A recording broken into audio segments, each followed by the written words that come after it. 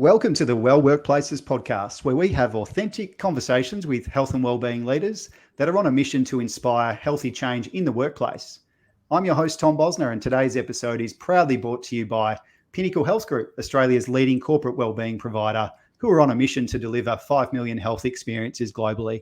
And I'm joined today by special guest, Shlomo Silber.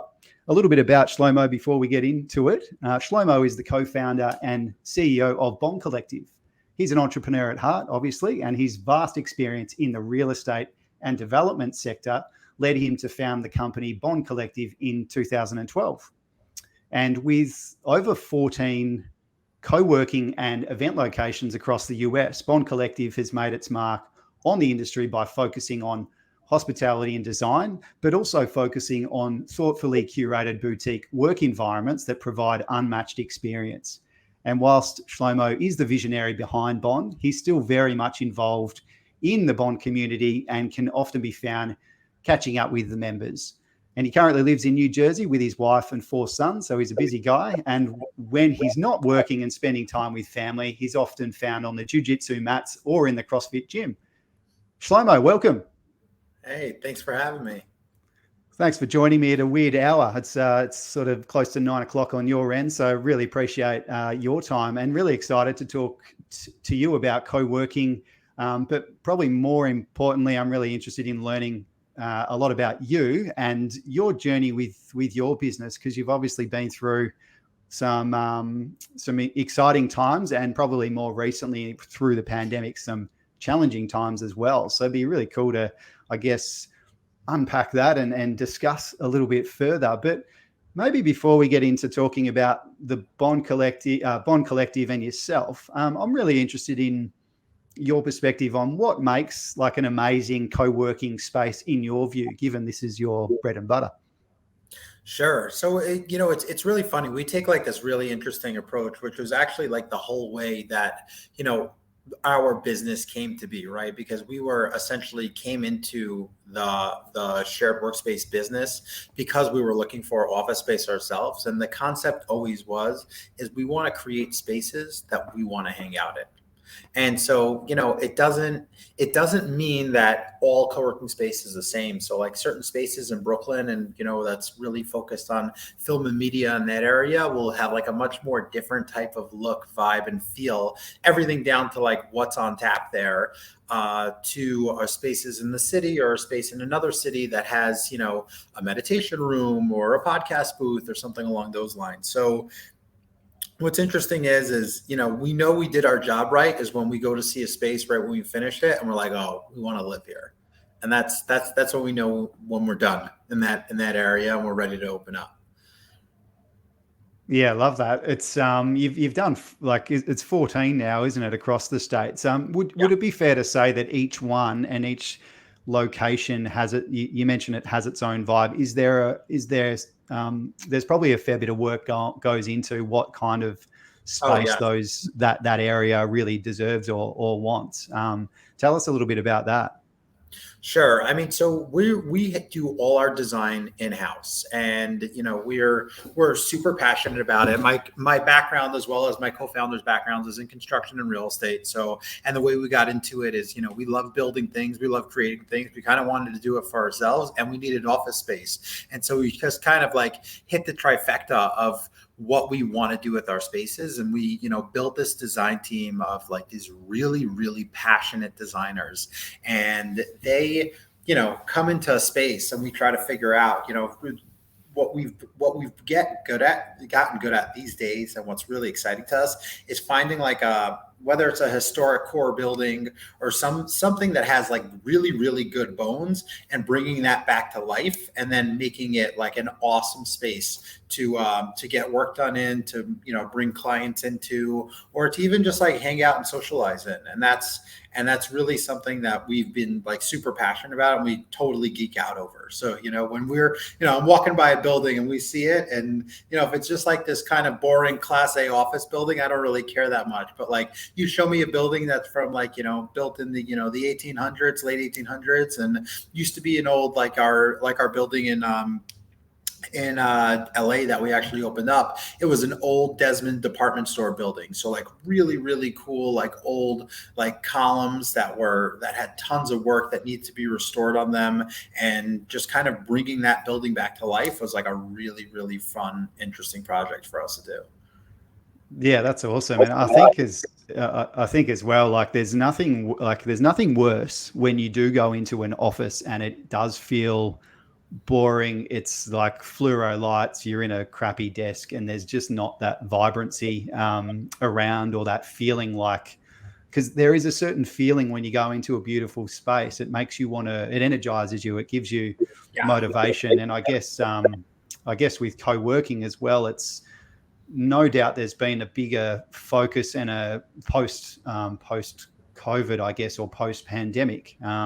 We've been talking a little bit about post traumatic growth, Shlomo, lately, which is that idea of going through a bit of a struggle and coming out and growing as humans, but also growing within our businesses as well. And I imagine with your business, there'd be currently this maybe two customers, and please interject if I'm talking out of turn here, but would it be fair to say that there's the individuals that are starting up something, or they're in a startup mode with their own business, and then there's the SME who maybe used to go and find that traditional office space, and now they're downsizing and they're kind of setting themselves up for a more flexible style of work. Is that fair? Is it really those two kinds of customers? Yeah, I mean that's pretty accurate. But what's interesting now is I think this was happening before COVID, and now after COVID, it really accelerated this concept of the idea that anybody can really work from anywhere these days. And so the concept where it used to be that everybody has to go to one centralized office and work out of that place, and that's where they interact, like that doesn't really exist anymore in a true sense. Whereas especially during COVID, it was essentially anybody that would kind of pushed away from it before COVID had this giant global social experiment where we all had to work on Zoom, and we all, a Fortune 500 company, and that company now is giving them a stipend to go ahead and work out of a shared workspace, or the option to work from home, down all the way down to the, freelancer that has their own business that just takes, odd jobs here and there, depending on, how they want to work. And what's really interesting is that co-working now is exactly what you were saying before. It's people need a reason to come out of their homes. Right? If they're going back to a boring office, if they're going to a space that doesn't like have a vibe to it, that doesn't like give them like this sort of sense of passion or want to have creativity, they see no reason to leave their house. They'll just stay, sit by their dining room table or on their couch and work away.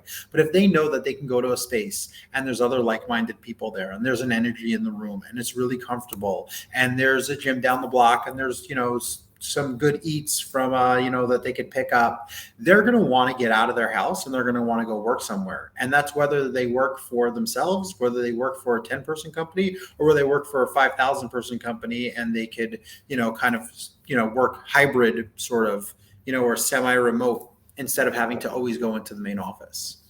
Yeah, that's very very accurate, isn't it? And for context, Shlomo, I'm in my backyard, and I'm in this little cabin style thing, this makeshift office.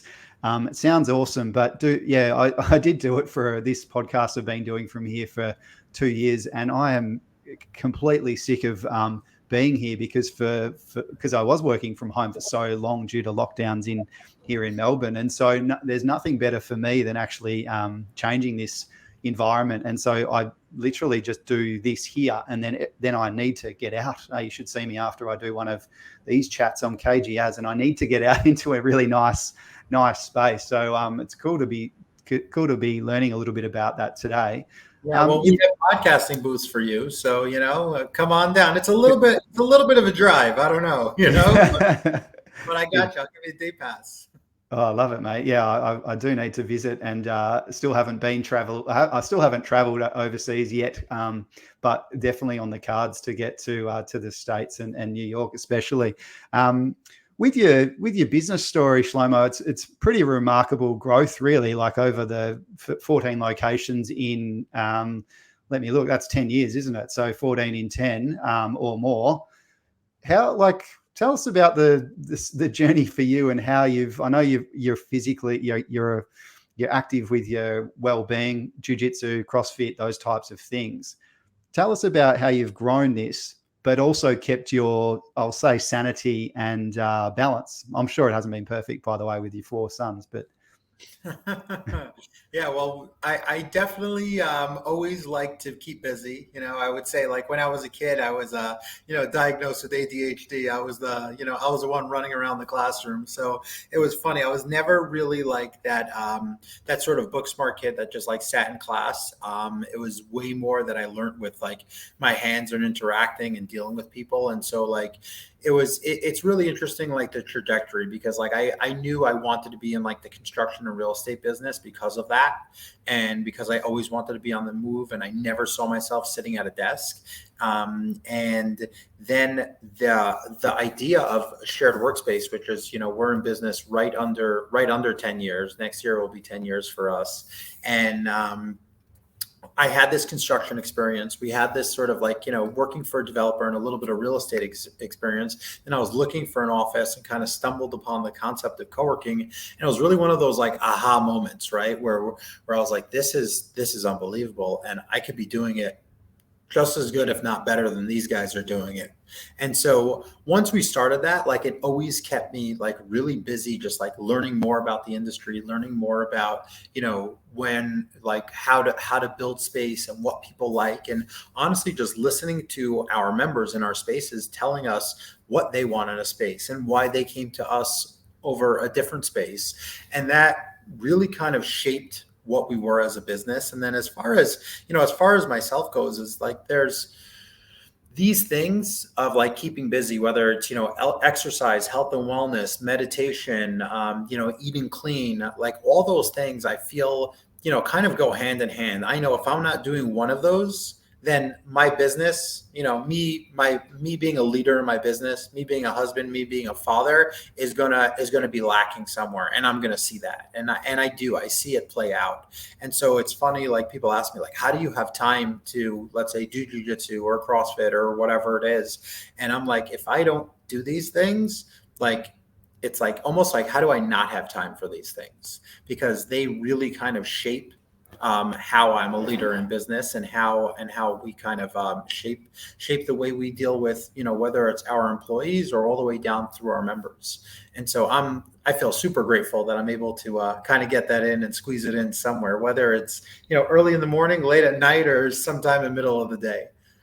Yeah, absolutely. And I think on the CrossFit and the jiu-jitsu specifically, like they're quite there's obviously the physical nature of it, but there's certainly a mental side of both of those in trying to get through the adversity of a workout. Do you feel like that's like, is that a little bit of a, I guess, a metaphor for business in your mind? Like, because I often. Yeah, I couldn't agree with you more. And this is something that, I could geek out on for a really long time, because I feel that jiu-jitsu specifically, it was CrossFit in the beginning, and it still is CrossFit, but jiu-jitsu became a much better analogy for me, because CrossFit's the idea of, kind of really doing many different things, many different style movements, and kind of facing, I would say, adversity, right? Whether it's a really heavy weight or whether it's a certain amount of reps that seem impossible, but doing it with a group of people and be able to like kind of come over that adversity and then really get better and have like functional fitness for your life, which is something that had a huge impact on my life. And then like jiu-jitsu kind of took that to the next level for me, because the idea is of being in these uncomfortable positions. And the only way out of these positions is by relaxing, breathing, and using your tools and your technique in order to get your way out, right? And that's where like the strength doesn't even matter, right? Somebody that could be, and you see it all the time, right? Like you'll see it on Instagram, like, some story of, some bodybuilder that walked into a gym and, he's 220 pounds, could squat 500 and deadlift 700. And they walk in there and they just put him up against like 140 pound, 18-year-old kid. And this kid climbs right up on his back and chokes him out, right? And And so kind of like it's the most humbling experience, as well as this experience of knowing that if I'm just like being aggressive or I'm trying to push myself through and I'm not kind of thinking, relaxing, using my tools, using my techniques, I'm never going to win. And it's the idea of just finding a way. And so I have so many of these like analogies where, I was working together with my coach on something, and it kind of like 3-4 hours later in a boardroom had a completely different scenario, but dealing with somebody, whether they were difficult or whether I had to figure or problem solve somehow, some way. And I was able to kind of take those things, what I've learned, and apply them in business. And I think that's been something really, really special for me, and something that I'm really grateful for.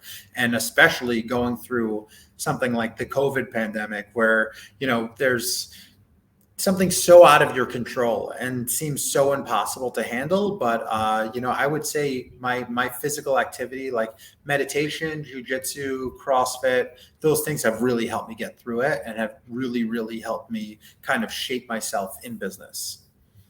Yeah, that's great. And meditation as well. That's a really nice, I guess, consistent practice. We often refer to them as those types of things as well-being anchors. So they're the things that anchor you back to, I guess, to the earth or to the ground, and kind of ground you effectively, allowing you to, I guess, think a bit more clearly and perform better. And a big part of, on this podcast is talking about high performance. And you mentioned, obviously, you're the leader of your business. One of the things and I like to talk about in my business as well, is I need to be a high performer if I'm expecting our team to be high performing and growing at, 14 locations every 10 years. And I'm sure you've got more plans for that kind of activity. But it's really that thing of, if you look after yourself, and to enable you to perform better, that's going to have a ripple effect on others as well, within your team. And yeah, it's obviously a really positive way to build a business. Shlomo, with the pandemic, we haven't really addressed that yet, but that's got to be one of the most stressful points in your business time, definitely for me as well, with our type of business. How did you deal with that? I guess, were there any well-being type or self-care type initiatives that you really sort of pulled into your routine to help you get through it? Or was there anything, I don't know, how did you get through it, I guess? Sure. So it's, obviously the pandemic was something that, was unbelievable, because it's really, it's kind of like that line, right? Is we were, 2018, we raised some money, 2019, as we started our national expansion. And, by the end of 2020, it was supposed to be like that was our year. We were, kind of future tripping on how amazing it was going to be. Coming the end of 2020, what the end of 2020 would look like. And, just so you get an idea, is we opened our Chicago space. We soft launched in February of 2020, our biggest space outside of New York. For our grand opening party was supposed to be in March of 2020. Then we had to open up DC, LA, another Chicago, and it was, and obviously we know how the rest of that story went. And it was something that, it's like that saying, like, what could possibly go wrong? Like, aside from a global pandemic, like, we're totally fine, right? But that's exactly what happened. And so it was really, really, really rough. And it was something that's really hard, because obviously our business was a business that was non-essential business. And, it's everybody had to stay away from the workplace and to keep safe. And so that was something that was really, really scary for us. But I think what really, really got us through it is our team. It was an unbelievable thing to see, where as everybody on our team got together and really just pitched in, saying, whether you were on the design team, on the sales team, on the marketing team, it didn't make a difference. If you, were part of that core team, you just pitched in and helped out with whatever was needed. And we really helped each other get through it. And, it's exactly like we're saying, like, making sure also that, like, no matter what's going on, we're still taking care of ourselves and we're taking care of each other. And, in the beginning of the pandemic, every single day we were on the phone phone for hours, just, figuring out how to still, manage things, how to run things. It was like on Zooms, just going through everything and kind of reconfiguring our whole company. And I think it made us so much tighter as a team. And it also made us really see, our strengths, where our strength lies, like what we're good at, what we got to get better at, and kind of really take a deep dive into like the core values of the company, who we are as a team, what we're doing, and assess those and kind of grow from there. And I think now coming out of the pandemic, we are just like, a small but mighty force to be reckoned with. And that's something that, obviously I would never, ever wish the pandemic or anything on anyone, but I think thankfully we've learned a lot from it, and it's really made us better as people, as leaders, as as business people. So I think that was a really unbelievable experience, and now we're going to see that. We're gonna see the fruits of our labor as we come out of this.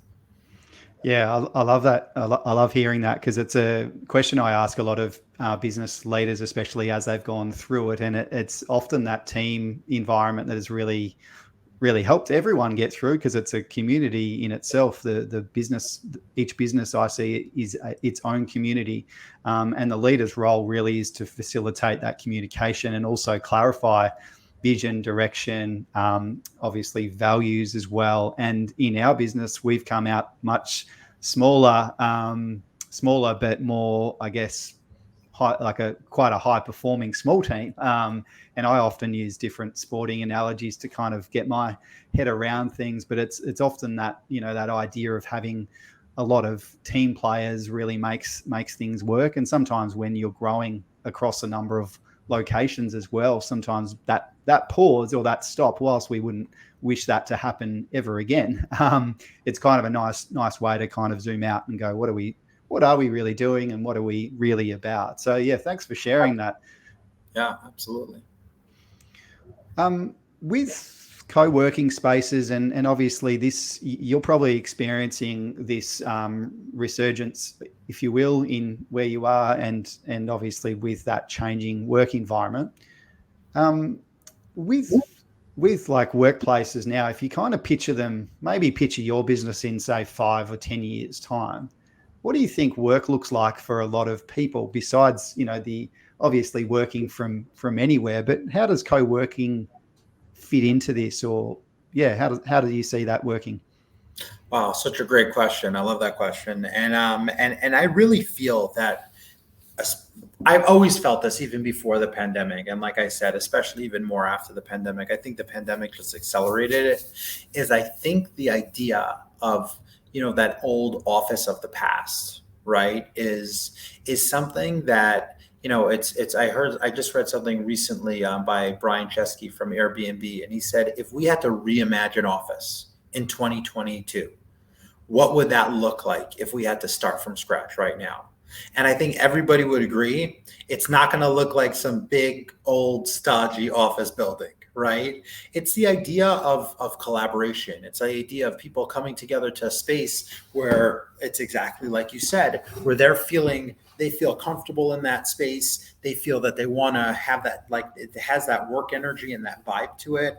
And I think that's really what it's all about. And I think every building or every landlord is going to need to have the offering of some form of, call it shared workspace, call it co-working, call it hybrid work, or just call it a comfortable work environment where people want to work out of. Right. And like everything these days is intentional, right? You have so many different companies from all different styles coming, whether it's like a water company, or whether it's, a certain product, and it's a lifestyle brand, and people are connected to that brand because it's a lifestyle brand.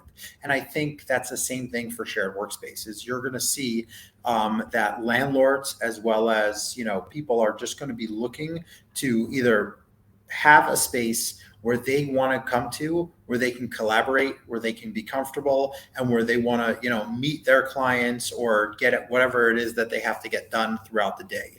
And that's going to look so different. I think the really cool part is there's going to be so many different offerings, right? I love the fact that, you'll see, I went to one space last week. I was in Seattle, and they had a rock climbing wall as part of their offering in their space. That's cool. You'll see other ones that have like, a fitness center, and other ones that have meditation rooms, and other ones that have, podcasting and media like studio labs and things along those lines. And I think that's, everybody kind of works different these days. And instead of having that sort of cookie cutter of what it used to be of just there's desks and the chairs and the windows and you're done.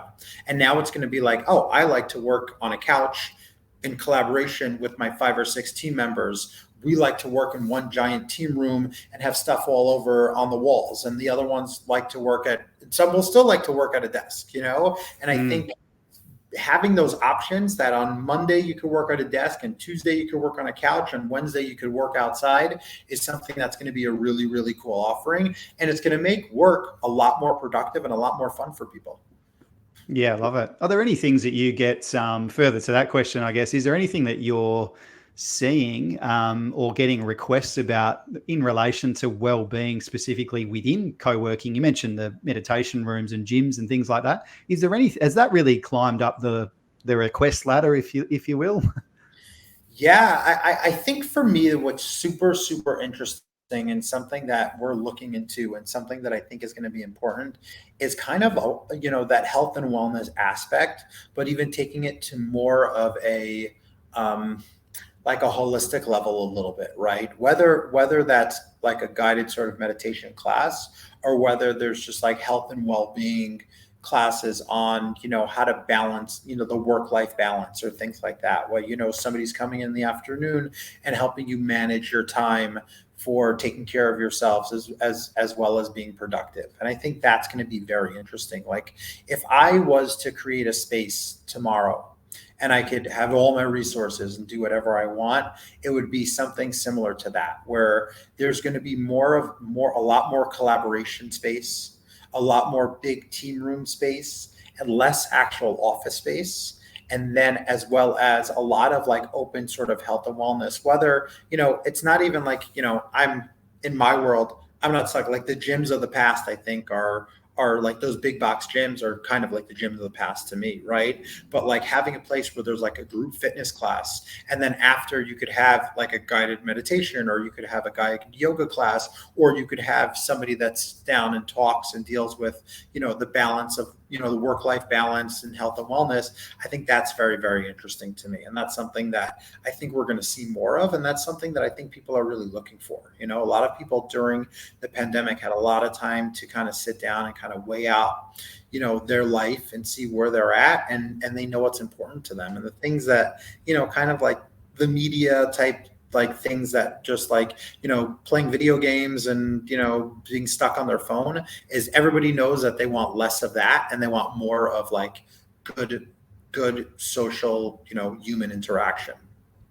Yeah, we're pretty much down 2 years of human connection in real form anyway, not the 3D, not in the 2D form that we're doing now.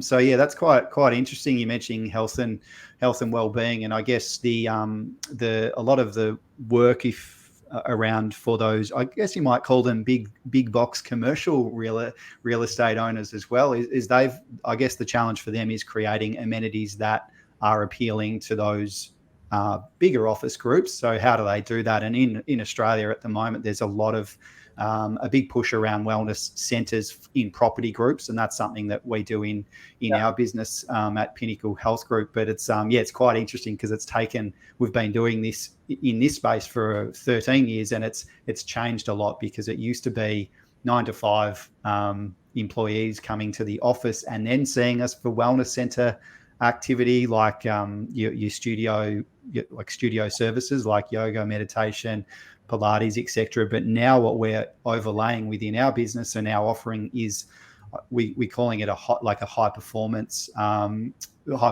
club, effectively, which is around those types of people that can present on how do you plan out your week appropriately to get the most out of your life, and how do you have optimal energy. So it's kind of combining, as I see it anyways, that intersection between well-being and performance as well, because everyone wants to perform well in work, but they also want to do great things in their personal life, and kind of it's kind of that bringing them together to make a great life.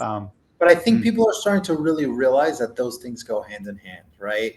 Is like what's really, really cool now to see is a lot of people, it's not anymore so much when you think about someone going to the gym, they're not necessarily going there to just get bigger biceps, but they're going there to push themselves and face a little bit of adversity and get to know themselves a little bit better and see, how they come out on that other side. And that's where that's what I think we need more of. And that's what I think we need to kind of like educate the world a little bit more of, that, people think like, oh, I just got to sit there and focus on my office until I burn out and work. Mm-hmm. And then no, like, if you learn some good breathing exercises, if you learn to meditate a little bit, if you learn to kind of like face adversity and push yourself a little bit, whether it's in the gym or getting certain classes or whatever it is, and kind of learn a little bit more about, what speaks to you and what your needs are, and then learn how to kind of balance that and be really, really productive at work, you'll be working less and being way, way more productive, and also just have a better life. You'll be a happier person. Absolutely. A lot less of that sort of like, we used to see like the kind of like the Wall Street of the world where these people are just work hard, play hard. And I don't think you need that anymore. Yeah, it's certainly not advertisers the way to go anymore anyway, isn't it? Shlomo, I've got one last question for you, and it's really just about you've obviously you've been through a lot with your business. It's a long journey, and it's a one of high growth in your business, and you're the leader of it. What would be one, if you could, I guess, give yourself some advice maybe 10 years ago, or give some advice to, I guess, an up and coming entrepreneur, what would your well-being, like from a well-being perspective, do you have one piece of advice around how people can look after themselves or well-being in general, how to keep it all together? I would say just connection. And that, what I mean by that is really connection to yourself. Find a mentor, whether that's a good friend or another business leader that you look up to, or even a therapist or something along those lines, of somebody that could really help, kind of guide you and balance you and help you kind of find out who you really are. And once you know who you really are, kind of hone in on what it is that you want to create and what you're good at, and focus on that. And I think you'll really, be more happier, more fulfilled, and you'll ultimately be way more successful. I feel like, a mistake that I've made to a certain extent, and I've seen, others kind of fail with this also, and then others, and something that I've done well with myself is kind of, you're trying to be a jack of all trades, and you're trying to like, oh, well, this person did it, and this is what brings success, and this is how I do it. And then you realize like, oh, we're humans and we're all different.